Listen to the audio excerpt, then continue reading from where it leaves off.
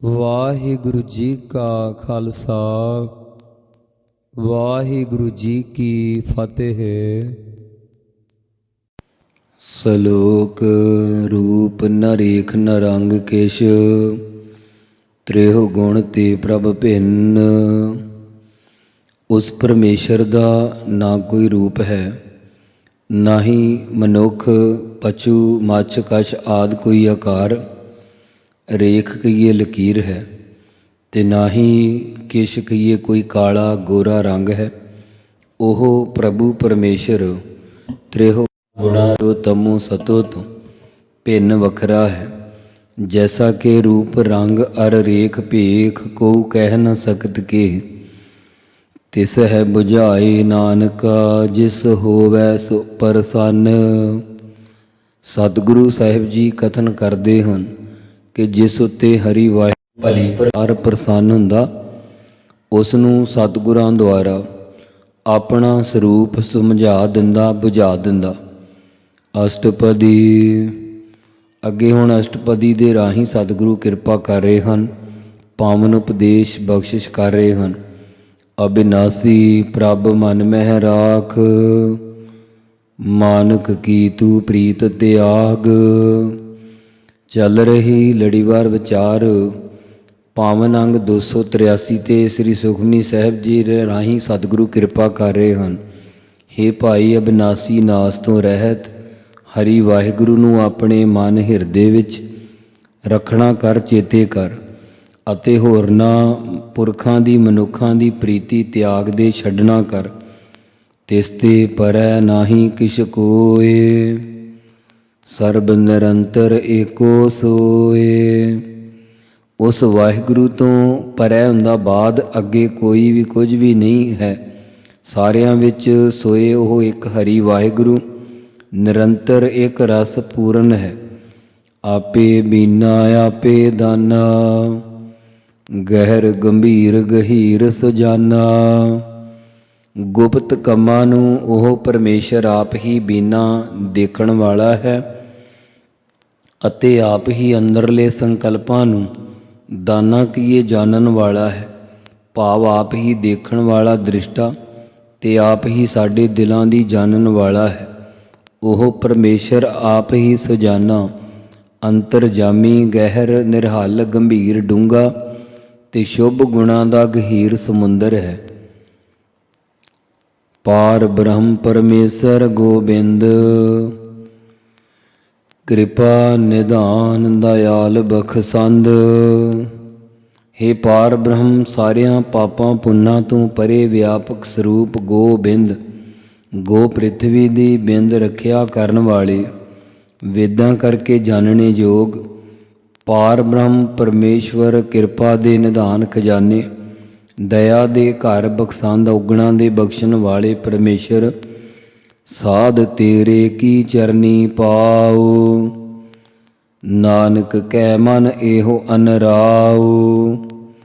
ਜਿਨ੍ਹਾਂ ਨੇ ਮਨ ਨੂੰ ਸਾਧ ਕੇ ਤੇਰੀ ਭਗਤੀ ਕਰਕੇ ਸ੍ਰੇਸ਼ਟਤਾਈ ਪ੍ਰਾਪਤ ਕੀਤੀ ਹੈ, ਉਹਨਾਂ ਤੇਰੇ ਸਾਧ ਜਨਾਂ ਦੀ ਚਰਨੀ ਪੈਣਾ ਕਰਾਂ। ਸਤਿਗੁਰੂ ਜੀ ਕਥਨ ਕਰਦੇ ਹਨ ਕਿ ਸਾਡੇ ਮਨ ਵਿੱਚ ਹਰੀ ਵਾਹਿਗੁਰੂ ਦਾ ਇਹੋ ਅਨਰਾਉ ਕਹੀਏ ਪ੍ਰੇਮ ਹੈ। ਮਨਸਾ ਪੂਰਨ ਸਰਨਾ ਜੋਗ, ਜੋ ਕਰ ਪਾਇਆ ਸੋਈ ਹੋਗ। ਉਹ ਪਰਮੇਸ਼ਰ ਸਾਰਿਆਂ ਦੀ ਮਨਸਾ ਇੱਛਾ ਪੂਰਨ ਕਰਨ ਵਾਲਾ ਅਤੇ ਸਰਨਾ ਸ਼ਰਨੋਟ ਆਇਆਂ ਨੂੰ ਰੱਖਣੇ ਯੋਗ ਲਾਇਕ ਹੈ। ਜੋ ਉਸ ਪਰਮੇਸ਼ਰ ਨੇ ਜੀਵ ਦੇ ਕਰ ਹੱਥਾਂ ਉੱਤੇ ਲੇਖ ਪਾਇਆ ਹੈ, ਉਸ ਦਾ ਫਲ ਪਰਾਲਬਧ ਰੂਪ ਬਣ ਕੇ ਪ੍ਰਾਪਤ ਹੋਗ ਕਹੀਏ ਹੁੰਦਾ ਹੈ। ਹਰਨ ਭਰਨ ਜਾ ਕਾ ਨੇਤਰ ਫੋਰ, ਜਾ ਕਾ ਕਹੀਏ ਜਿਸ ਵਾਹਿਗੁਰੂ ਦਾ ਨੇਤਰ ਅੱਖ ਫੋਰ ਫਰਕਣ ਜਿਤਨਾ ਸਮਾਂ ਹੀ ਸ੍ਰਿਸ਼ਟੀ ਦੀ ਹਰਨ ਪਰਲੋ ਤੇ ਭਰਨ ਪਾਲਣਾ ਕਰਨ ਵਿੱਚ ਲੱਗਦਾ ਹੈ। ਤਿਸ ਕਾ ਮੰਤਰ ਨ ਜਾਣੈ ਹੋਰ, ਤਿਸ ਕਹੀਏ ਉਸ ਵਾਹਿਗੁਰੂ ਦਾ ਮੰਤਰ, ਸਲਾਹ, ਮਸ਼ਵਰਾ ਉਸ ਤੋਂ ਬਗੈਰ ਹੋਰ ਕੋਈ ਵੀ ਨਹੀਂ ਜਾਣ ਸਕਦਾ। ਪੁੱਛ ਨਾ ਸਾਜੇ ਪੁੱਛ ਨਾ ਢਾਹੇ, ਪੁੱਛ ਨਾ ਦੇਵੈ ਲੇ, ਆਪਣੀ ਕੁਦਰਤ ਆਪੇ ਜਾਣੈ ਆਪੇ ਕਰਨ ਕਰੇ। ਆਨੰਦ ਰੂਪ ਮੰਗਲ ਸਦ ਜਾ ਕੈ ਸਰਬ ਥੋਕ ਸੁਨੀਐ ਘਰ ਤਾਕੈ। ਜਿਸ ਆਨੰਦ ਸਰੂਪ ਦੇ ਪਰਮੇਸ਼ਰ ਘਰ ਸਦਾ ਹੀ ਮੰਗਲ ਖੁਸ਼ੀਆਂ ਹੁੰਦੀਆਂ, ਸਾਰੇ ਥੋਕ ਪਦਾਰਥ ਉਸ ਦੇ ਸਰੂਪ ਰੂਪੀ ਘਰ ਵਿੱਚ ਸੁਣੀਐ ਕਹੀਏ ਸੁਣੀਦੇ ਹਨ। ਰਾਜ ਮਹਿਰਾਜ ਜੋਗ ਮਹਿ ਜੋਗੀ ਤਪ ਮਹਿ ਤਪੀਸਰ ਗ੍ਰਸਤ ਮਹਿ ਭੋਗੀ। ਜੋ ਪਰਮੇਸ਼ਰ ਰਾਜਿਆਂ ਮਹਿ ਕਹੀਏ ਵਿੱਚ ਰਾਜਾ ਰੂਪ ਤੇ ਜੋਗ ਜੋਗੀਆਂ ਵਿੱਚ ਜੋਗੀ ਰੂਪ, ਤਪ ਤਪੀਆਂ ਵਿੱਚੋਂ ਵੱਡਾ ਤਪੀਸਰ ਹੈ ਤੇ ਗ੍ਰਸਤੀਆਂ ਵਿੱਚ ਭੋਗੀ ਰੂਪ ਵੀ ਆਪ ਹੀ ਹੋ ਰਿਹਾ। ਪਾਵਨ ਬਾਣੀ ਦਾ ਵਾਕ ਹੈ, ਰਾਜਨ ਮਹਿ ਤੂੰ ਰਾਜਾ ਕਹੀਐ ਭੂਮਨ ਮਹਿ ਭੂਮਾ। ਠਾਕੁਰ ਮਹਿ ਠਕੁਰਾਈ ਤੇਰੀ ਕੋਮਨ ਸਿਰ ਕੋਮਾ। ਸੂਰਨ ਮਹਿ ਸੂਰਾ ਤੂੰ ਕਹੀਐ ਭੋਗਨ ਮਹਿ ਭੋਗੀ। ਗ੍ਰਸਤਨ ਮਹਿ ਤੂੰ ਬੜੋ ਗ੍ਰਸਤੀ ਜੋਗਨ ਮਹਿ ਤੂੰ ਜੋਗੀ।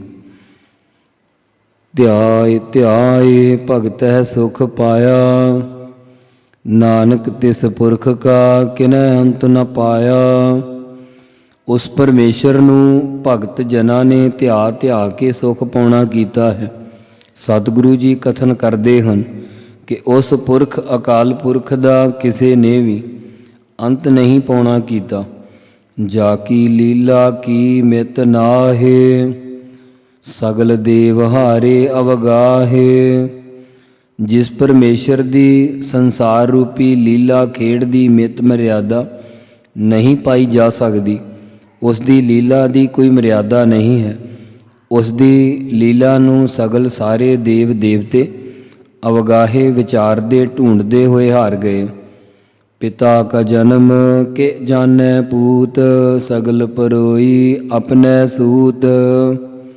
ਜਿਵੇਂ ਪਿਤਾ ਦੇ ਜਨਮ ਦਾ ਹਾਲ ਪੁੱਤਰ ਕੀ ਜਾਣ ਸਕਦਾ ਹੈ, ਇਸੇ ਪ੍ਰਕਾਰ ਸਾਰੇ ਮਨੁੱਖ ਦੇਵਤੇ ਆਦਿ ਪਿਤਾ ਰੂਪ ਪਰਮੇਸ਼ਰ ਦਾ ਅੰਤ ਨਹੀਂ ਜਾਣ ਸਕਦੇ। ਉਸ ਪਰਮੇਸ਼ਰ ਨੇ ਸਾਰੀ ਸ੍ਰਿਸ਼ਟੀ ਆਪਣੇ ਹੀ ਧਾਗੇ ਵਿੱਚ ਸੱਤਾ ਰੂਪ ਧਾਗੇ ਵਿੱਚ ਪਰੋ ਕੇ ਰੱਖੀ ਹੋਈ ਹੈ। ਸੁਮਤ ਗਿਆਨ ਧਿਆਨ ਜਿਨ ਦੇ ਜਨ ਦਾਸ ਨਾਮ ਧਿਆਵੈ ਸੇ। ਜਿਨ੍ਹਾਂ ਨੂੰ ਪਰਮੇਸ਼ਰ ਸ੍ਰੇਸ਼ਟ ਬੁੱਧੀ ਆਪਣੇ ਤਤ ਸਰੂਪ ਦਾ ਗਿਆਨ ਅਤੇ ਨਿਰਗੁਣ ਤੇ ਸਰਗੁਣ ਦਾ ਧਿਆਨ ਦੇ ਕੇ ਇਹ ਦੇਣਾ ਕਰਦਾ ਹੈ, ਉਹ ਜਨ ਪੁਰਖ ਦਾਸ ਸੇਵਕ ਭਾਵਨਾ ਸਹਿਤ ਹੋ ਕੇ ਉਸ ਹਰੀ ਵਾਹਿਗੁਰੂ ਦੇ ਨਾਮ ਨੂੰ ਧਿਆਵੈ ਕਹੀਏ ਧਿਆਉਂਦੇ ਹਨ। ਤੇਹੁ ਗੁਣ ਮਹਿ ਜਾ ਕੋ ਪਰਮਾਏ ਜਨਮ ਮਰੈ ਫਿਰ ਆਵੈ ਜਾਏ। ਪਰ ਜਿਨ੍ਹਾਂ ਨੂੰ ਤੇਹੋ ਗੁਣ ਤਿੰਨਾਂ ਗੁਣਾਂ ਵਿੱਚ ਪਰਮਾ ਦਿੰਦਾ ਹੈ, ਉਹ ਜੰਮਣ ਮਰਨ ਵਿੱਚ ਫਿਰ ਦੁਬਾਰਾ ਆਵੈ ਆਉਂਦੇ ਜਾਏ ਜਾਂਦੇ ਰਹਿੰਦੇ। ਊਚ ਨੀਚ ਤਿਸਕੇ ਅਸਥਾਨ ਜੈਸਾ ਜਨਾਵੈ ਤੈਸਾ ਨਾਨਕ ਜਾਨ। ਊਚ ਉੱਚੇ ਬ੍ਰਹਮ ਲੋਕ, ਨੀਚ ਨੀਵੇਂ ਨਰਕ ਆਦਿਕ, ਉੱਚਾ ਸਵਰਗ ਲੋਕ, ਨੀਵਾ ਮਾਤ ਲੋਕ, ਉੱਚਾ ਮਨੁੱਖਾ ਜਨਮ ਬਾਕੀ ਨੀਚ ਜੂਨਾ, ਉੱਚਾ ਈਸਰ ਸਰਬੱਗ ਤੇ ਨੀਵਾ ਜੀਵ ਅਲਪੱਗ, ਉੱਚੇ ਹੰਕਾਰ ਵਾਲੇ ਪੁਰਖ, ਨੀਚ ਨੀਵੇਂ ਨਿਮਰਤਾ ਵਾਲੇ ਇਤਿਆਦਿ ਉਸ ਪਰਮੇਸ਼ਰ ਦੇ ਅਸਥਾਨ ਹਨ। ਸਤਿਗੁਰੂ ਜੀ ਕਥਨ ਕਰਦੇ ਹਨ ਕਿ ਜੈਸਾ ਜਿਹੋ ਜਿਹਾ ਰੂਪ ਜਨਾਵੈ ਜਨਾਉਂਦਾ ਹੈ, ਉਹੋ ਜਿਹਾ ਜੀਵ ਪਰਮੇਸ਼ਰ ਨੂੰ ਜਾਣ ਲੈਂਦਾ। ਨਾਨਾ ਰੂਪ ਨਾਨਾ ਜਾ ਕੇ ਰੰਗ ਨਾਨਾ ਭੇਖ ਕਰਹਿ ਇਕ ਰੰਗ। ਜਿਸ ਹਰੀ ਵਾਹਿਗੁਰੂ ਦੇ ਅਨੇਕ ਪ੍ਰਕਾਰ ਦੇ ਰੂਪ ਅਤੇ ਨਾਨਾ ਅਨੇਕ ਪ੍ਰਕਾਰ ਦੇ ਰੰਗ ਹਨ ਤੇ ਨਾਨਾ ਭੇਖ ਭਾਵ ਅਨੇਕਾਂ ਤਰ੍ਹਾਂ ਦੇ ਭੇਖ ਧਾਰਨ ਕਰਦਾ ਹੈ। ਕਈ ਜੀਵ ਖੁਰਦਬੀਨ ਨਾਲ ਵੀ ਨਹੀਂ ਦੇਖੇ ਜਾ ਸਕਦੇ। ਅਨੇਕ ਪ੍ਰਕਾਰ ਦੇ ਭੇਖ ਲਿਬਾਸ ਧਾਰੈ ਕੀਏ ਧਾਰਨ ਕਰਦਾ ਹੈ। ਕਦੇ ਸਰਗੁਣ ਸਰੂਪ ਧਾਰ ਕੇ ਬਰਾਹ ਅਵਤਾਰ ਬਣ ਗਿਆ, ਕਦੇ ਨਰਸਿੰਘ ਅਵਤਾਰ ਬਣ ਗਿਆ, ਕਦੇ ਰਾਮ ਤੇ ਕ੍ਰਿਸ਼ਨ ਆਦਿ ਸਰਗੁਣ ਸਰੂਪ ਵਿੱਚ ਅਨੇਕਾਂ ਰੂਪਾਂ ਵਿੱਚ ਹੈ ਤੇ ਨਿਰਗੁਣ ਸਰੂਪ ਵਿੱਚ ਇੱਕੋ ਰੰਗ ਹੈ। ਨਾਨਾ ਬਿਧ ਕੀਨੋ ਬਿਸਥਾਰ ਪ੍ਰਭ ਅਬਿਨਾਸੀ ਏਕੰਕਾਰ। ਨਾਨਾ ਕੀਏ ਅਨੇਕ ਬਿਧ ਤਰੀਕਿਆਂ ਕਰਕੇ ਸੰਸਾਰ ਦਾ ਵਿਸਥਾਰ ਪਸਾਰਾ ਉਸ ਪਰਮੇਸ਼ਰ ਨੇ ਕੀਨੋ ਕਹੀਏ ਕੀਤਾ ਹੈ। ਪਰ ਉਹ ਅਬਿਨਾਸੀ ਨਾਸ ਤੋਂ ਰਹਿਤ ਪ੍ਰਭ ਹਰੀ ਵਾਹਿਗੁਰੂ ਏਕ ਓੰਕਾਰ ਇੱਕੋ ਇੱਕ ਅਦਵੈਤ ਸਰੂਪ ਹੈ। ਨਾਨਾ ਚਲਤ ਕਰੇ ਖਿਨ ਮਾਹੇ ਪੂਰ ਰਹਿਓ ਪੂਰਨ ਸਭ ਠਾਏ। ਉਹ ਪਰਮੇਸ਼ਰ ਅਨੇਕ ਪ੍ਰਕਾਰ ਦੇ ਚਲਤ ਕੌਤਕ ਇੱਕ ਛਿਨ ਵਿੱਚ ਹੀ ਕਰ ਦਿੰਦਾ ਹੈ, ਕਿਉਂਕਿ ਉਹ ਪੂਰਨ ਪਰਮੇਸ਼ਰ ਸਾਰੀਆਂ 28 ਥਾਵਾਂ ਵਿੱਚ ਪੂਰ ਕਹੀਏ ਵਿਆਪਕ ਹੋ ਰਿਹਾ। ਨਾਨਾ ਬਿਦ ਕਰ ਬਨਤ ਬਨਾਈ ਆਪਣੀ ਕੀਮਤ ਆਪੇ ਪਾਈ।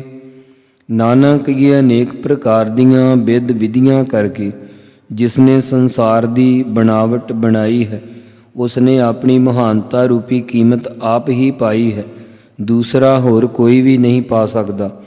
ਸਭ ਘਟ ਤਿਸਕੇ ਸਭ ਤਿਸਕੇ ਠਾਉ ਜਪ ਜਪ ਜੀਵੈ ਨਾਨਕ ਹਰਿ ਨਾਉ। ਸਾਰੇ ਘਟ ਸਰੀਰ ਉਸ ਦੇ ਬਣਾਏ ਹੋਏ ਆ ਅਤੇ ਸਾਰੇ ਠਾਉ ਟਿਕਾਣੇ ਵੀ ਉਸੇ ਦੇ ਹਨ। ਲੋਕ ਪ੍ਰਲੋਕ ਬ੍ਰਹਮ ਲੋਕ ਬਿਤਲ ਮਹਾਤਲ ਆਦਿ ਸਾਰੇ ਅਸਥਾਨ ਉਸੇ ਦੇ ਹੀ ਬਣਾਏ ਹੋਏ। ਸਤਿਗੁਰੂ ਜੀ ਕਥਨ ਕਰਦੇ ਹਨ ਕਿ ਅਸੀਂ ਉਸ ਹਰੀ ਅਕਾਲ ਪੁਰਖ ਵਾਹਿਗੁਰੂ ਦੇ ਨਾਮ ਨੂੰ ਹੀ ਜਪ ਜਪ ਕੇ ਜਿਉਂਦੇ ਹਾਂ। ਅਗਲੀ ਪੌੜੀ ਵਿੱਚ ਸਤਿਗੁਰੂ ਨਾਮ ਅਤੇ ਨਾਮੀ ਦੀ ਅਭੇਦਤਾ ਅਤੇ ਨਾਮ ਦਾ ਮਹਾਤਮ ਕਥਨ ਕਰਦੇ ਹਨ। ਨਾਮ ਕੇ ਧਾਰੇ ਸਗਲੇ ਜੰਤ ਨਾਮ ਕੇ ਧਾਰੇ ਖੰਡ ਬ੍ਰਹਮੰਡ। ਜਿਸ ਚੇਤਨ ਨੇ ਸਗਲੇ ਕੀਏ ਸਾਰੇ ਜੰਤ ਜੀਵ ਨਾਮ ਦੇ ਧਾਰੇ ਆਸਰੇ ਬਣਾਏ ਹੋਏ ਹਨ, ਨਾਮ ਦੇ ਆਸਰੇ ਬਣਾਏ ਹੋਏ ਹਨ। ਨਾਮ ਪ੍ਰਸਿੱਧ ਪਰਮੇਸ਼ਰ ਦਾ ਨਾਮ ਹੈ, ਨਾਮੀ ਉਸ ਚੇਤਨ ਦਾ ਨਾਮ ਹੈ। ਉਸ ਪਰਮੇਸ਼ਰ ਨੇ ਆਪਣੇ ਨਾਮ ਦੇ ਆਸਰੇ ਹੀ ਇਹ ਸਾਰੇ 9 ਖੰਡ ਤੇ ਸਾਰਾ ਬ੍ਰਹਿਮੰਡ ਧਾਰਨ ਕੀਤਾ ਹੋਇਆ ਹੈ। ਨਾਮ ਕੇ ਧਾਰੇ ਸਿਮਰਤ ਵੇਦ ਪੁਰਾਨ ਨਾਮ ਕੇ ਧਾਰੇ ਸੁਨਨ ਗਿਆਨ ਧਿਆਨ। 27 ਸਿਮਰਤੀਆਂ 4 ਵੇਦ 18 ਪੁਰਾਣ ਨਾਮ ਦੇ ਹੀ ਆਸਰੇ ਬਣਾਏ ਆ। ਭਾਵ ਨਾਮ ਕਰਕੇ ਸਾਰਿਆਂ ਦੀ ਵਡਿਆਈ ਹੈ। ਨਾਮ ਦੇ ਧਾਰੇ ਆਸਰੇ ਹੀ ਗਿਆਨ ਦੇ ਸਾਧਨ ਸ਼ਰਵਣ ਮੰਨਣ ਨਿਧਿਆਸਣ ਅਤੇ ਹਠ ਯੋਗ ਦੇ ਸਾਧਨ ਧਿਆਨ ਧਾਰਨਾ ਆਦਿ ਹਨ। ਨਾਮ ਕੇ ਧਾਰੇ ਆਗਾਸ ਪਾਤਾਲ ਨਾਮ ਕੇ ਧਾਰੇ ਸਗਲ ਆਕਾਰ।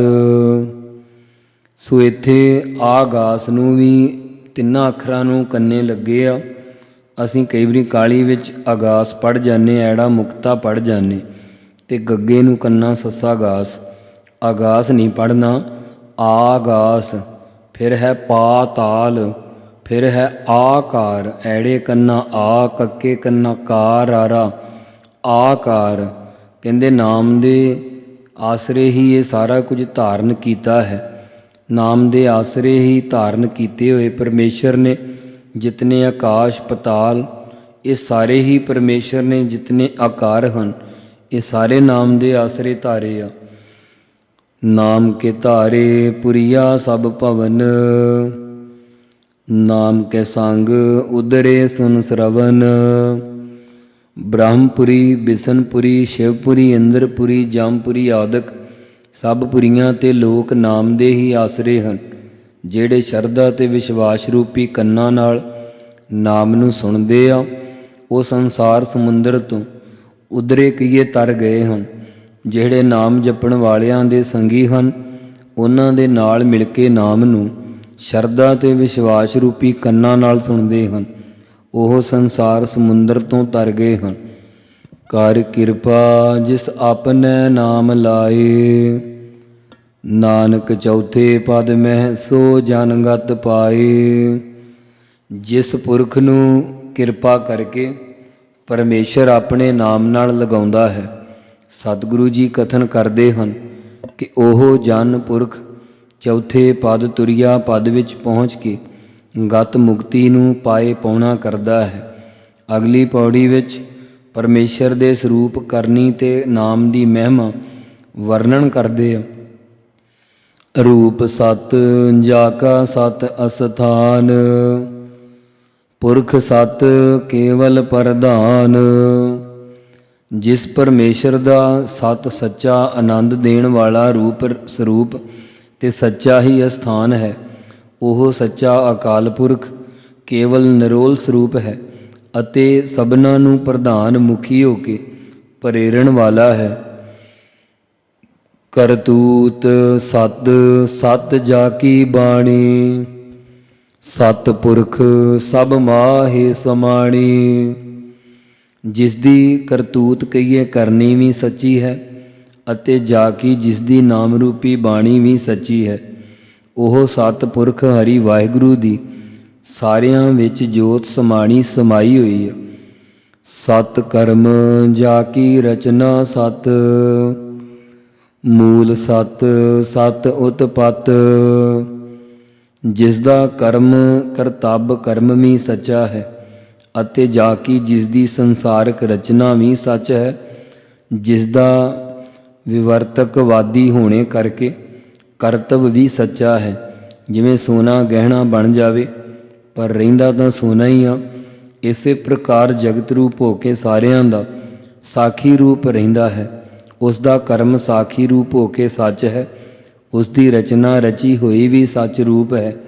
ਇਸ ਵਿੱਚ ਅਸਤੀ ਭਾਂਤੀ ਪ੍ਰੇਤਾ ਰੂਪ ਹੈ। ਮੂਲ ਕਾਰਨ ਰੂਪ ਵੀ ਆਪ ਹੀ ਸੱਚਾ ਹੈ ਅਤੇ ਉਸ ਤੋਂ ਉਤਪਤ ਪੈਦਾ ਹੋਈ ਕਾਰਜ ਰੂਪ ਵਸਤੂ ਵੀ ਸਤ ਸਰੂਪ ਆਪ ਹੀ ਹੈ। ਸਤ ਕਰਨੀ ਨਿਰਮਲ ਨਿਰਮਲੀ, ਜਿਸ ਹੈ ਬੁਝਾਏ ਤਿਸ ਹੈ ਸਭ ਭਲੀ। ਉਸ ਪਰਮੇਸ਼ਰ ਦੀ ਕਰਨੀ ਸੱਚੀ ਅਤੇ ਨਿਰਮਲ ਨਿਰਮਲੀ ਪਵਿੱਤਰ ਤੋਂ ਪਵਿੱਤਰ ਹੈ। ਜਿਸ ਨੇ ਸੱਚੀ ਕਰਨੀ ਕਮਾਈ ਕੀਤੀ ਹੈ, ਉਸ ਦੀ ਸੱਚੇ ਨਾਮ ਕਰਕੇ ਬਿਰਤੀ ਨਿਰਮਲ ਉਜਲ ਤੋਂ ਉਜਲੀ ਹੋ ਗਈ ਹੈ। ਜਿਸ ਦੀ ਭਗਤੀ ਰੂਪ ਸੱਚੀ ਕਰਨੀ ਕੀਤੀ ਹੈ, ਉਹ ਆਪ ਹੀ ਨਿਰਮਲ ਬੁੱਧੀ ਵਾਲੇ ਅਤੇ ਹੋਰਨਾਂ ਨੂੰ ਵੀ ਉਜਲ ਬੁੱਧੀ ਵਾਲੇ ਕਰ ਦਿੰਦੇ ਹਨ। ਜਿਸ ਨੂੰ ਉਹ ਪਰਮੇਸ਼ਰ ਬੁਝਾਏ ਕਹੀਏ ਸਮਝਾਉਂਦਾ ਹੈ, ਉਸ ਨੂੰ ਸਭ ਤਰ੍ਹਾਂ ਕਰਕੇ ਪਰਮੇਸ਼ਰ ਦੀ ਭਲੀ ਚੰਗੀ ਪ੍ਰਤੀਤੀ ਹੋਣ ਲੱਗਦੀ ਹੈ। ਸਤਿਨਾਮ ਪ੍ਰਭ ਕਾ ਸੁਖਦਾਈ, ਵਿਸ਼ਵਾਸ ਸਤ ਨਾਨਕ ਗੁਰ ਤੇ ਪਾਈ। ਉਸ ਪਰਮੇਸ਼ਰ ਦੇ ਸਰੂਪ ਨੂੰ ਪਛਾਣਨ ਵਾਸਤੇ ਲੱਛਣ ਕਹਿੰਦੇ ਹਨ। ਪ੍ਰਭ ਕਹੀਏ ਹਰੀ ਵਾਹਿਗੁਰੂ ਦਾ ਸਤਿਨਾਮ ਭਾਵ ਸੱਚਾ ਨਾਮ ਮੰਤਰ ਜੀਵਾਂ ਦੇ ਤਾਈਂ ਸੁਖਦਾਇਕ ਹੈ। ਸਤਿਗੁਰੂ ਜੀ ਕਥਨ ਕਰਦੇ ਹਨ ਕਿ ਇਹ ਸੱਚਾ ਵਿਸ਼ਵਾਸ ਭਰੋਸਾ ਗੁਰੂ ਤੋਂ ਹੀ ਪ੍ਰਾਪਤ ਹੁੰਦਾ ਹੈ। ਜਪ ਮਨ ਸਤਿਨਾਮ ਸਦਾ ਸਤਿਨਾਮ, ਸਤ ਬਚਨ ਸਾਧੂ ਉਪਦੇਸ਼। ਸਤਿਗੁਰੂ ਨਾਨਕ ਸਾਹਿਬ ਆਪ ਸੰਤ ਹਨ, ਉਹਨਾਂ ਦੀ ਉਪਦੇਸ਼ ਰੂਪ ਬਾਣੀ ਵੀ ਸੱਚੀ ਹੈ। ਸੰਤ ਜਨਾਂ ਦੇ ਉਪਦੇਸ਼ ਸਿੱਖਿਆ ਰੂਪ ਬਚਨ ਬੋਲ ਸੱਚੇ ਹੁੰਦੇ ਹਨ। ਜਿਵੇਂ ਇੱਕ ਦੇਸ਼ ਦਾ ਰਾਜਾ ਸ਼ਿਕਾਰ ਖੇਡਦਾ ਕਿਤੇ ਮਹਾਤਮਾ ਦੀ ਸੰਗਤ ਵਿੱਚ ਚਲਾ ਗਿਆ।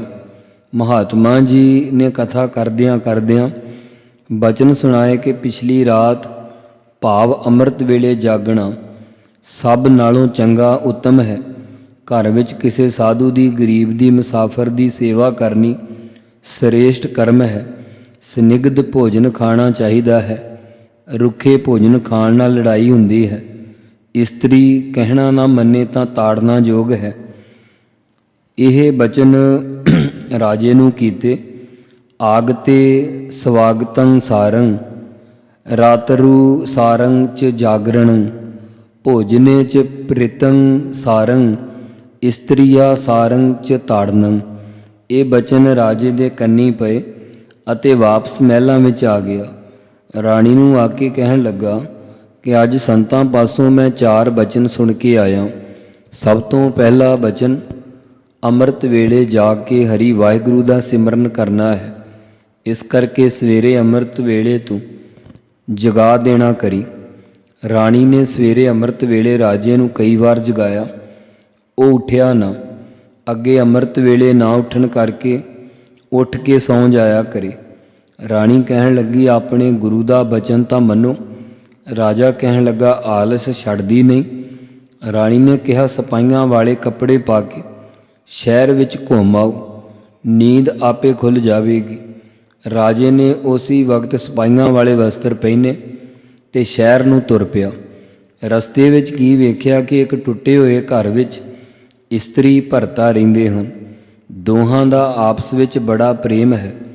ਪਤਨੀ ਨੇ ਆਪਣੇ ਪਤੀ ਵਰਤਾ ਧਰਮ ਅਨੁਸਾਰ ਸਵੇਰ ਉੱਠ ਕੇ ਪਹਿਲੇ ਆਪ ਇਸ਼ਨਾਨ ਕੀਤਾ, ਫਿਰ ਪਤੀ ਨੂੰ ਇਸ਼ਨਾਨ ਕਰਵਾ ਕੇ ਚਰਨਾਮ੍ਰਿਤ ਪੀਤਾ, ਬਸਤਰ ਪਵਾ ਕੇ ਪੂਜਾ ਕੀਤੀ ਅਤੇ ਫਿਰ ਪਤੀ ਨੂੰ ਹਰੀ ਜਸ ਲਈ ਸਤਸੰਗ ਵਿੱਚ ਭੇਜ ਦਿੱਤਾ। ਪਿੱਛੋਂ ਆਪ ਚਰਖਾ ਕੱਤਦੀ, ਰਾਮ ਰਾਮ ਉਚਾਰਦੀ ਤੇ ਨਾਲ ਰੋ ਵੀ ਰਹੀ ਹੈ। ਰਾਜਾ ਦੇਖ ਕੇ ਹੈਰਾਨ ਹੋ ਗਿਆ। ਕੋਲ ਜਾ ਕੇ ਪੁੱਛਣ ਲੱਗਾ ਕਿ ਮਾਤਾ, ਇਹ ਦੱਸ ਤੂੰ ਚਰਖਾ ਕਿਉਂ ਕੱਤਦੀ ਹੈ, ਰਾਮ ਰਾਮ ਕਰਦੀ ਹੈ ਤੇ ਨਾਲ ਰੋਂਦੀ ਕਿਉਂ ਹੈ? ਮਾਈ ਕਹਿਣ ਲੱਗੀ, ਮੈਂ ਆਪਣੀ ਰੋਜੀ ਰੋਟੀ ਲਈ ਚਰਖਾ ਕੱਤਦੀ ਹਾਂ। ਮੈਂ ਆਪਣੀ ਮਿਹਨਤ ਕਰਕੇ ਪਤੀ ਨੂੰ ਖਵਾਇਆ ਹੈ, ਉਸ ਦੀ ਕਮਾਈ ਦਾ ਨਹੀਂ ਖਾਧਾ, ਕਿਉਂਕਿ ਪਤੀ ਦੀ ਸੇਵਾ ਕਰਨਾ ਮੇਰਾ ਧਰਮ ਹੈ ਅਤੇ ਮੁਕਤੀ ਦੀ ਪ੍ਰਾਪਤੀ ਲਈ ਪਰਮੇਸ਼ਰ ਦਾ ਨਾਮ ਜਪਦੀ ਹਾਂ। ਰੋਂਦੀ ਇਸ ਕਰਕੇ ਹਾਂ ਕਿ ਇਸ ਨਗਰੀ ਦਾ ਰਾਜਾ ਬੜਾ ਧਰਮਾਤਮਾ ਹੈ। ਉਹ ਅੱਜ ਤੋਂ 8ਵੇਂ ਦਿਨ ਮਰ ਜਾਏਗਾ। ਰਾਜਾ ਆਪਣਾ ਮਰਨਾ ਸੁਣ ਕੇ ਡਰ ਗਿਆ ਤੇ ਪੁੱਛਣ ਲੱਗਾ ਕਿ ਮਾਤਾ, ਤੈਨੂੰ ਕਿਸ ਤਰ੍ਹਾਂ ਪਤਾ ਹੈ ਕਿ ਰਾਜੇ ਨੇ 8ਵੇਂ ਦਿਨ ਮਰ ਜਾਣਾ ਹੈ? ਤਾਂ ਮਾਈ ਕਹਿਣ ਲੱਗੀ, ਮੈਂ ਪਤੀ ਵਰਤਾ ਧਰਮ ਵਾਲੀ ਹਾਂ, ਉਸ ਸ਼ਕਤੀ ਕਰਕੇ ਕਿਹਾ ਹੈ। ਰਾਜੇ ਨੇ ਪੁੱਛਿਆ, ਉਹ ਕਿਸ ਤਰ੍ਹਾਂ ਮਰੇਗਾ? ਮਾਈ ਕਹਿਣ ਲੱਗੀ, ਜਮਦੂਤ ਸੱਪ ਦੇ ਰੂਪ ਵਿੱਚ ਆ ਕੇ ਉਸ ਨੂੰ ਡੰਗ ਮਾਰੇਗਾ। ਰਾਜਾ ਇੰਨੀ ਗੱਲ ਸੁਣ ਕੇ ਵਾਪਸ ਮਹਿਲਾਂ ਵਿੱਚ ਆਇਆ। ਘਰ ਆ ਕੇ ਰਾਣੀ ਅਤੇ ਵਜ਼ੀਰ ਨੂੰ ਬੁਲਾ ਕੇ ਆਪਣਾ ਸਾਰਾ ਹਾਲ ਸੁਣਾਇਆ। ਉਸ ਵੇਲੇ ਰਾਣੀ ਤੇ ਵਜ਼ੀਰ ਦੋਹਾਂ ਨੇ ਰਲ ਕੇ ਪੁੰਨ ਦਾਨ ਬੜੇ ਕੀਤੇ। ਰਾਜੇ ਨੂੰ ਸੰਤਾਂ ਦਾ ਦੂਸਰਾ ਬਚਨ ਯਾਦ ਆਇਆ ਕਿ ਘਰ ਆਏ ਮੁਸਾਫਰ ਦੀ ਸੇਵਾ ਕਰਨਾ ਧਰਮ ਹੈ। ਵਜ਼ੀਰ ਨੂੰ ਕਿਹਾ ਕਿ ਜੋ ਸੱਪ ਮਾਰਨ ਆਵੇਗਾ ਉਸ ਦਾ ਸਤਿਕਾਰ ਕਰਨਾ ਚਾਹੀਦਾ ਹੈ, ਕਿਉਂਕਿ ਬਾਲਕ ਹੋਵੇ, ਜਵਾਨ ਹੋਵੇ, ਬੁੱਢਾ ਹੋਵੇ, ਭਾਵੇਂ ਚੋਰ ਚੰਡਾਲ ਦੁਸ਼ਮਣ ਆਵੇ, ਉਹ ਅਤਿਥੀ ਦੇ ਸਮਾਨ, ਪ੍ਰਾਹੁਣੇ ਦੇ ਸਮਾਨ ਹੈ ਤੇ ਸਨਮਾਨਯੋਗ ਹੈ। ਜਿਸ ਵੇਲੇ ਸੱਪ ਆਇਆ ਤਾਂ ਬਹੁਤ ਸਤਿਕਾਰ ਸਨਮਾਨ ਕੀਤਾ ਗਿਆ। ਉਹ ਜਮਦੂਤ ਸੱਪ ਦੇ ਰੂਪ ਵਿੱਚ ਬੜਾ ਪ੍ਰਸੰਨ ਹੋਇਆ ਤੇ ਆਖਣ ਲੱਗਾ ਕਿ ਇਸ ਰਾਜੇ ਨੇ ਬੜੀ ਸੇਵਾ ਕੀਤੀ ਹੈ, ਹੁਣ ਮੈਂ ਕਿਰਤਕਨ ਹੋ ਕੇ ਇਸ ਨੂੰ ਮਾਰਾਂਗਾ ਨਹੀਂ। ਧਰਮਰਾਜ ਦੀ ਆਗਿਆ ਤਾਂ ਇਹ ਹੈ ਕਿ ਮਾਰ ਕੇ ਲਿਆਓ, ਪਰ ਮੈਂ ਇਸ ਨੂੰ ਆਪਣੀ ਉਮਰ ਦੇ ਕੇ ਜਾਵਾਂਗਾ। ਸਮੇਂ ਅਨੁਸਾਰ ਸੱਪ ਨੇ ਰਾਜੇ ਨੂੰ ਕਿਹਾ ਕਿ ਧਰਮਰਾਜ ਦੀ ਆਗਿਆ ਅਨੁਸਾਰ ਮੈਂ ਇੱਕ ਵਾਰ ਤੈਨੂੰ ਡੰਗ ਮਾਰ ਕੇ ਮਾਰਾਂਗਾ, ਫਿਰ ਆਪਣੀ ਉਮਰ ਦੇ ਕੇ ਤੈਨੂੰ ਜਿਉਂਦਾ ਕਰਾਂਗਾ। ਇਸ ਤਰ੍ਹਾਂ ਕਹਿ ਕੇ ਸੱਪ ਨੇ ਰਾਜੇ ਨੂੰ ਥੋੜ੍ਹਾ ਜਿਹਾ ਡੰਗ ਮਾਰਿਆ ਤੇ ਰਾਜਾ ਮਰ ਕੇ ਡਿੱਗ ਪਿਆ। ਪਰ ਸੱਪ ਨੇ ਉਸੇ ਵੇਲੇ 5 ਸਾਲ ਉਮਰ ਦੇ ਕੇ ਜਿਉਂਦਾ ਕਰ ਦਿੱਤਾ। ਜਿਵੇਂ ਗੁਰੂ ਅਮਰਦਾਸ ਮਹਾਰਾਜ ਜੀ ਨੇ ਪ੍ਰਸੰਨ ਹੋ ਕੇ ਆਪਣੀ ਉਮਰ ਵਿੱਚੋਂ 6 ਸਾਲ 11 ਮਹੀਨੇ 11 ਦਿਨ ਦੀ ਉਮਰ ਸ੍ਰੀ ਗੁਰੂ ਰਾਮਦਾਸ ਮਹਾਰਾਜ ਜੀ ਨੂੰ ਦਿੱਤੀ। ਸੱਪ ਕਹਿਣ ਲੱਗਾ ਕਿ ਦੇਵਤਿਆਂ ਦੀ 5 ਸਾਲ ਦੀ ਉਮਰ ਹੈ, ਮਨੁੱਖਾਂ ਦੀ 75 ਸਾਲ ਦੀ ਹੁੰਦੀ ਹੈ। ਭਾਵ ਹੁਣ ਤੂੰ 75 ਸਾਲ ਰਾਜ ਕਰੇਗਾ। ਇਹ ਗੱਲ ਕਹਿ ਸੱਪ ਜਾਣ ਲੱਗਾ ਤਾਂ ਰਾਜੇ ਨੇ ਜਾਂਦਿਆਂ ਵੀ ਉਸ ਦਾ ਸਵਾਗਤ ਕੀਤਾ। ਸੱਪ ਨੇ ਖੁਸ਼ ਹੋ ਕੇ ਕਿਹਾ ਕਿ ਜਿੰਨੇ ਦੁਨੀਆ ਵਿੱਚ ਪਸ਼ੂ ਪੰਛੀ ਹਨ, ਉਹ ਆਪਣੀ ਜ਼ੁਬਾਨ ਤੋਂ ਜੋ ਵੀ ਬੋਲਣਗੇ ਤੈਨੂੰ ਸਾਰਾ ਪਤਾ ਲੱਗੇਗਾ, ਪਰ ਕਿਸੇ ਨੂੰ ਦੱਸੀ ਨਾ। ਅਗਰ ਜੇ ਕਿਸੇ ਨੂੰ ਸੁਣਾਏਗਾ ਤਾਂ ਮਰ ਜਾਵੇਗਾ। ਇਹ ਗੱਲ ਕਹਿ ਕੇ ਸੱਪ ਚਲਾ ਗਿਆ। ਰਾਜਾ ਖੁਸ਼ ਹੋ ਕੇ ਆਪਣੇ ਰਾਜ ਮੰਦਰਾਂ ਵਿੱਚ ਆ ਗਿਆ। ਫਿਰ ਰਾਜੇ ਨੂੰ ਸੰਤਾਂ ਦਾ ਤੀਸਰਾ ਬਚਨ ਯਾਦ ਆਇਆ ਕਿ ਖੁਸ਼ਕ ਭੋਜਨ ਨਹੀਂ ਕਰਨਾ, ਜੇ ਕਰੋਗੇ ਤਾਂ ਲੜਾਈ ਹੋਵੇਗੀ। ਸੋਚਣ ਲੱਗਾ ਕਿ ਰਾਣੀ ਨਾਲ ਹੀ ਲੜਾਈ ਹੋਵੇਗੀ, ਸੰਭਾਲ ਲਵਾਂਗੇ। ਇਹ ਵਿਚਾਰ ਕੇ ਰਾਣੀ ਨੂੰ ਕਿਹਾ ਕਿ ਮੇਰੇ ਲਈ ਅੱਜ ਬਿਲਕੁਲ ਖੁਸ਼ਕ ਭੋਜਨ ਪਕਾਵੀਂ, ਘਿਓ ਆਦਿ ਬਿਲਕੁਲ ਨਹੀਂ ਲਾਉਣਾ। ਰਾਣੀ ਨੇ ਰਾਜੇ ਦੇ ਕਹੇ ਅਨੁਸਾਰ ਖੁਸ਼ਕ ਭੋਜਨ ਤਿਆਰ ਕਰਕੇ ਰਾਜੇ ਦੇ ਅੱਗੇ ਰੱਖ ਦਿੱਤਾ। ਰਾਜਾ ਹਰ ਰੋਜ਼ ਕੀੜੀਆਂ ਵਾਸਤੇ ਇੱਕ ਗਰਾਸ ਬਾਹਰ ਕੱਢ ਕੇ ਖਾਂਦਾ ਸੀ। ਜਦ ਉਸਨੇ ਰੁੱਖਾ ਭੋਜਨ ਕੀੜੀਆਂ ਲਈ ਬਾਹਰ ਕੱਢ ਕੇ ਰੱਖਿਆ ਤਾਂ ਕੀੜੀਆਂ ਨੇ ਖੁਸ਼ਕ ਭੋਜਨ ਦੇਖ ਕੇ ਰਾਜੇ ਦੀ ਨਿੰਦਿਆ ਕੀਤੀ। ਰਾਜਾ ਸੁਣ ਕੇ ਹੱਸ ਪਿਆ। ਰਾਣੀ ਪਾਸ ਬੈਠੀ ਸੀ। ਰਾਜੇ ਨੂੰ ਹੱਸਣ ਦਾ ਕਾਰਨ ਪੁੱਛਿਆ ਤਾਂ ਰਾਜੇ ਨੇ ਦੱਸਿਆ ਨਾ। ਰਾਣੀ ਨੇ ਹੱਠ ਕਰਕੇ ਵਾਰ-ਵਾਰ ਪੁੱਛਿਆ ਪਰ ਰਾਜੇ ਨੇ ਨਾ ਦੱਸਿਆ। ਅਖੀਰ ਕਹਿਣ ਲੱਗੀ ਕਿ ਰਾਜਨ, ਜੇ ਨਹੀਂ ਦੱਸੋਗੇ ਤਾਂ ਮੈਂ ਫਾਹਾ ਲੈ ਕੇ ਮਰ ਜਾਵਾਂਗੀ। ਜਦੋਂ ਰਾਣੀ ਮਰਨ ਲੱਗੀ ਤਾਂ ਰਾਜੇ ਨੇ ਕਿਹਾ ਕਿ ਤੂੰ ਮਰ ਨਾ, ਮੈਨੂੰ ਗੰਗਾ ਪਰ ਲੈ ਚੱਲ। ਉੱਥੇ ਚੱਲ ਕੇ ਤੈਨੂੰ ਦੱਸ ਕੇ ਮੈਂ ਮਰ ਜਾਵਾਂਗਾ ਤੇ ਮੈਨੂੰ ਗੰਗਾ ਪ੍ਰਵਾਹ ਕਰ ਦੇਣਾ। ਰਾਣੀ ਨੇ ਗੰਗਾ ਦੇ ਕਿਨਾਰੇ ਜਾਣ ਦੀ ਤਿਆਰੀ ਕਰ ਲਈ। ਬਹੁਤ ਸਮਝਾਇਆ ਰਾਣੀ ਨੂੰ ਪਰ ਮੰਨੀ ਨਾ। ਗੰਗਾ ਵੱਲ ਚੱਲ ਪਏ। ਰਸਤੇ ਵਿੱਚ ਜਾਂਦਿਆਂ ਜਾਂਦਿਆਂ ਰਾਤ ਪੈ ਗਈ। ਜੰਗਲ ਵਿੱਚ ਇੱਕ ਖੂਹ ਸੀ। ਉਸ ਦੇ ਆਸੇ-ਪਾਸੇ ਹਰਾ ਘਾਹ ਸੀ। ਉੱਥੇ ਠਹਿਰੇ। ਖੂਹ ਦੇ ਨੇੜੇ ਪਾਣੀ ਦੀ ਵਰਤੋਂ ਕਰਕੇ ਚਿੱਕੜ ਹੋ ਗਿਆ। ਘਾਹ ਲਤਾੜਿਆ ਗਿਆ। ਇੱਕ ਅਯਾਲੀ ਸਵੇਰੇ ਬੱਕਰੇ ਤੇ ਬੱਕਰੀਆਂ ਚਰਾਉਣ ਲਈ ਖੂਹ 'ਤੇ ਲੈ ਕੇ ਆਇਆ। ਸਾਰੀਆਂ ਬੱਕਰੀਆਂ ਘਾਹ ਖਾਣ ਲੱਗੀਆਂ। ਇੱਕ ਬੱਕਰੀ ਨਾ ਖਾਵੇ। ਉਸ ਦੇ ਪਤੀ ਬੱਕਰੇ ਨੇ ਬਹੁਤ ਸਮਝਾਇਆ ਪਰ ਉਸਨੇ ਹੱਠ ਕੀਤਾ ਕਿ ਮੈਂ ਲਤਾੜਿਆ ਹੋਇਆ ਘਾਹ ਨਹੀਂ ਖਾਵਾਂਗੀ। ਬੱਕਰੇ ਨੇ ਪੁੱਛਿਆ ਕਿ ਤੂੰ ਕਿਹੜਾ ਘਾਹ ਖਾਵੇਂਗੀ? ਬੱਕਰੀ ਕਹਿਣ ਲੱਗੀ ਕਿ ਜੋ ਖੂਹ ਦੀਆਂ ਇੱਟਾਂ ਵਿੱਚ ਘਾਹ ਉੱਗਿਆ ਹੋਇਆ ਹੁੰਦਾ ਉਹ ਖਾਣਾ ਹੈ। ਉਸ ਘਾਹ ਨੂੰ ਲਿਆਉਣ ਵਾਸਤੇ ਬੱਕਰੇ ਨੇ ਯਤਨ ਬਹੁਤ ਕੀਤੇ ਪਰ ਲਿਆ ਨਾ ਸਕਿਆ ਕਿਉਂਕਿ ਖੂਹ ਵਿੱਚ ਡਿੱਗਣ ਦਾ ਖਤਰਾ ਸੀ। ਬੱਕਰੀ ਨੂੰ ਬਹੁਤ ਸਮਝਾਇਆ ਪਰ ਸਮਝੀ ਨਾ। ਬੱਕਰੇ ਨੂੰ ਬੜਾ ਗੁੱਸਾ ਆ ਗਿਆ ਤੇ 2-4 ਸਿੰਗ ਅਤੇ ਦੁਲੱਤੇ ਮਾਰ ਕੇ ਬੱਕਰੀ ਨੂੰ ਕੁੱਟਿਆ। ਉਸ ਵੇਲੇ ਬੱਕਰੀ ਨੇ ਮੰਨ ਲਿਆ ਤੇ ਕਿਹਾ, ਮਾਰੋ ਨਾ, ਮੈਂ ਇਹੀ ਘਾਹ ਖਾ ਲੈਂਦੀ ਹਾਂ। ਬੱਕਰੀ ਬੱਕਰੇ ਤੋਂ ਇਹ ਗੱਲਾਂ ਸੁਣ ਕੇ ਰਾਜੇ ਨੂੰ ਸੰਤਾਂ ਦੇ ਬਚਨ ਯਾਦ ਆ ਗਏ ਕਿ ਜੇ ਇਸਤਰੀ ਹੱਠ ਪਰ ਆ ਤੇ ਕੋਈ ਬਚਨ ਨਾ ਮੰਨੇ ਤਾਂ ਉਸੇ ਵੇਲੇ ਤਾੜਨਾ ਠੀਕ ਹੈ। ਰਾਜੇ ਨੇ ਰਾਣੀ ਨੂੰ ਬੁਲਾ ਕੇ ਕਿਹਾ, ਤੂੰ ਆਪਣਾ ਹੱਠ ਛੱਡੇਂਗੀ ਕਿ ਨਹੀਂ? ਰਾਣੀ ਨੇ ਫਿਰ ਉਸੇ ਤਰ੍ਹਾਂ ਹੱਠ ਕੀਤਾ। ਰਾਜਾ ਗੁੱਸੇ ਵਿੱਚ ਆ ਕੇ ਰਾਣੀ ਨੂੰ ਮਾਰਨ ਲੱਗਾ ਤੇ ਮਿਆਨ ਵਿੱਚੋਂ ਤਲਵਾਰ ਕੱਢ ਕੇ ਆਖਿਆ, ਹੱਠ ਨਹੀਂ ਛੱਡਣਾ ਤਾਂ ਮਰਨ ਲਈ ਤਿਆਰ ਹੋ ਜਾ। ਰਾਣੀ ਨੇ ਉਸੇ ਵੇਲੇ ਕਿਹਾ, ਮੈਂ ਹੱਠ ਛੱਡਿਆ।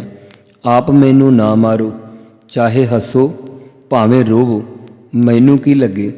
ਇਸ ਵਜ੍ਹਾ ਨਾਲ ਸੰਤਾਂ ਦੇ ਬਚਨਾਂ 'ਤੇ ਭਰੋਸਾ ਹੋਣ ਕਰਕੇ ਰਾਜਾ ਤੇ ਰਾਣੀ ਬੜੇ ਸੁੱਖਾਂ ਨਾਲ ਆਪਣੇ ਮਹਿਲਾਂ ਵਿੱਚ ਵਸਣ ਲੱਗ ਪਏ। ਸੋ ਇਸ ਤਰ੍ਹਾਂ ਗੁਰਬਾਣੀ ਪਾਵਨ ਉਪਦੇਸ਼ ਮਹਾਰਾਜ ਬਖਸ਼ਿਸ਼ ਕਰ ਰਹੇ ਆ ਕਿ ਸਤ ਬਚਨ ਸਾਧੂ ਉਪਦੇਸ਼, ਸਤ ਤੇ ਜਨ ਜਾ ਕੈ ਹਿਰਦੈ ਪਰਵੇਸ। ਜਿਨ੍ਹਾਂ ਪੁਰਖਾਂ ਦੇ ਹਿਰਦੇ ਵਿੱਚ ਸੱਚੇ ਬਚਨ ਪ੍ਰਵੇਸ਼ ਹੋਏ ਹਨ ਉਹ ਜਨ ਪੁਰਖ ਸਤ ਸਰੂਪ ਹੋਏ ਹਨ, ਭਾਵ ਸ੍ਰੇਸ਼ਟ ਜਨ ਹੋਏ ਆ। ਸਤ ਨਿਰਤ ਬੂਝੈ ਜੇ ਕੋਏ, ਨਾਮ ਜਪਤ ਤਾਕੀ ਗਤ ਹੋਏ।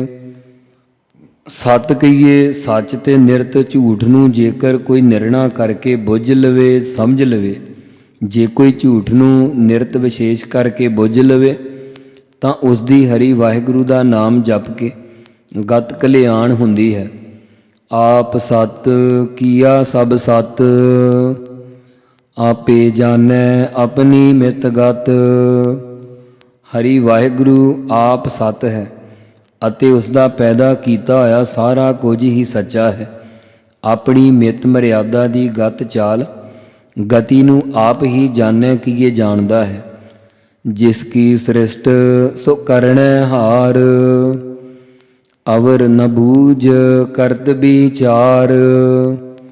ਜਿਸ ਹਰੀ ਵਾਹਿਗੁਰੂ ਦੀ ਸ੍ਰਿਸ਼ਟ ਦੁਨੀਆ ਹੈ ਸੋ ਕਹੀਏ ਉਹ ਆਪ ਹੀ ਕਰਣੈ ਵਿਹਾਰ ਪਾਲਣਾ ਵਾਲਾ ਹੈ, ਪਾਲਣ ਪੋਸ਼ਣ ਕਰਨ ਵਾਲਾ ਹੈ।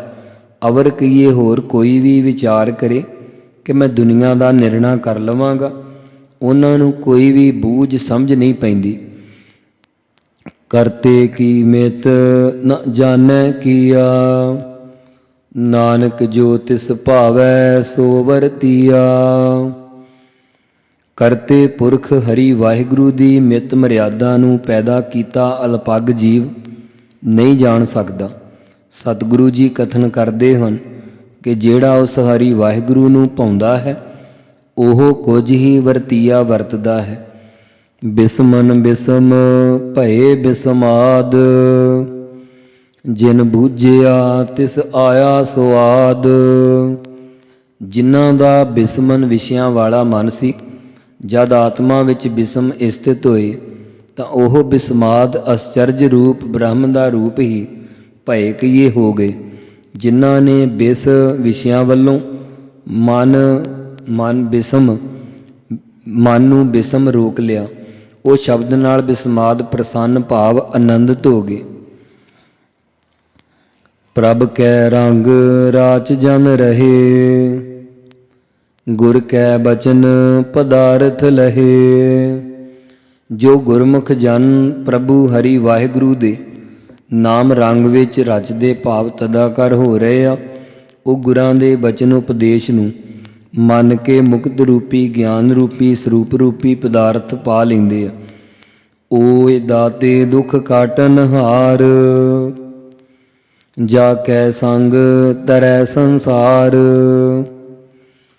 ਜੋ ਗੁਰਮੁਖ ਜਨ ਹਰੀ ਵਾਹਿਗੁਰੂ ਦੇ ਨਾਮ ਰੰਗ ਵਿੱਚ ਰਚਦੇ ਹਨ, ਓਏ ਦਾਤੇ ਦੁਖ ਕਾਟਨਹਾਰ।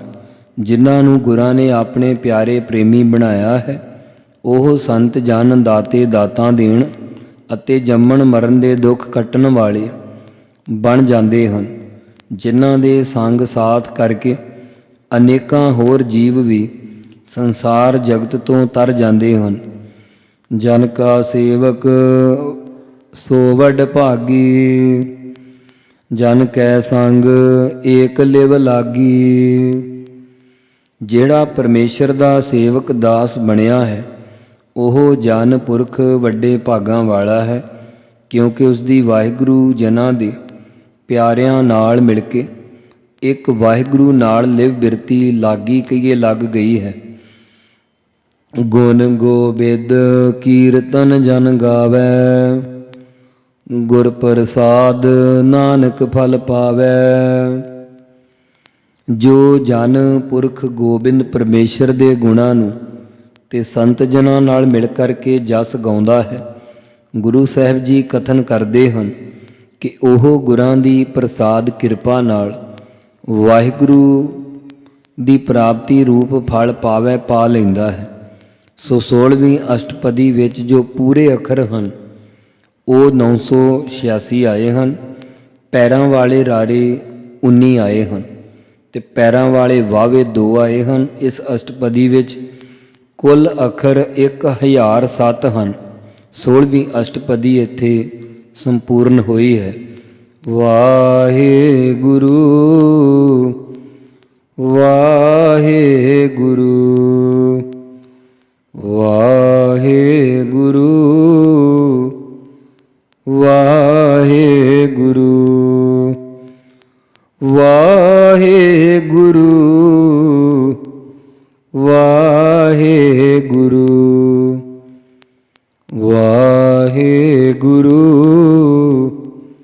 ਵਾਹਿਗੁਰੂ ਵਾਹਿਗੁਰੂ